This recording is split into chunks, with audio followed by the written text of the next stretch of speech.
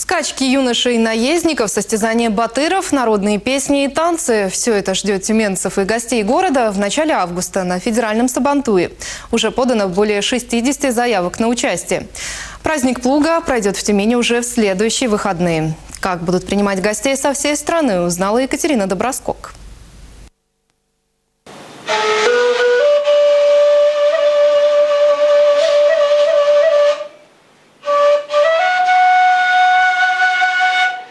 Уникальные в своем роде мелодии сибирских татар звучат пока только на репетиционных площадках. Грядущий Сабантуй федерального масштаба для семей Габдуллиных из села Чикча – настоящее событие. Задачу сохранить многовековые традиции взял на себя глава семейства. Мы будем играть и петь, и плясать песни, мелодии сибирских татар. Мы сами нашли, сами его обработали, вытащили на сцену. Вот как получится, посмотрим. Национальный колорит и свою историю старшее поколение старается передавать детям через творчество.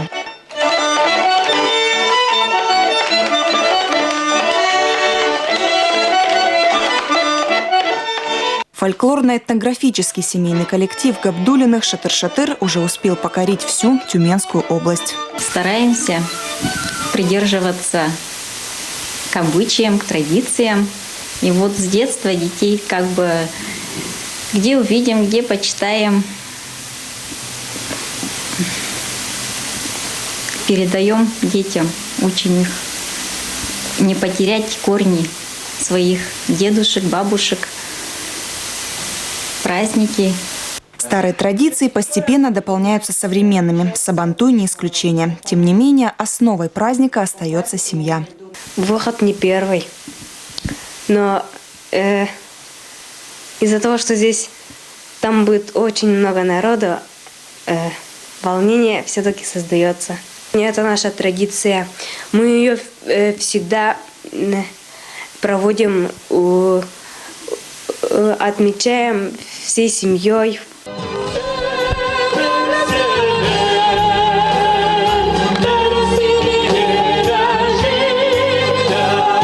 Уж что-что, а веселиться татарский народ умеет, причем культурно, дружно и массово. Праздник плуга входит в список наследия ЮНЕСКО и отмечается в России уже 10 лет. С 2000 года Сабантуй побывал во многих городах России. В этот раз площадка торжества – стадион «Геолог» в Тюмени. Более 60 регионов уже подали заявки на участие. Увидеть выступления семьи Габдуллиных и других участников праздника все желающие смогут 3 августа. Екатерина Доброскок, Борис Беляков.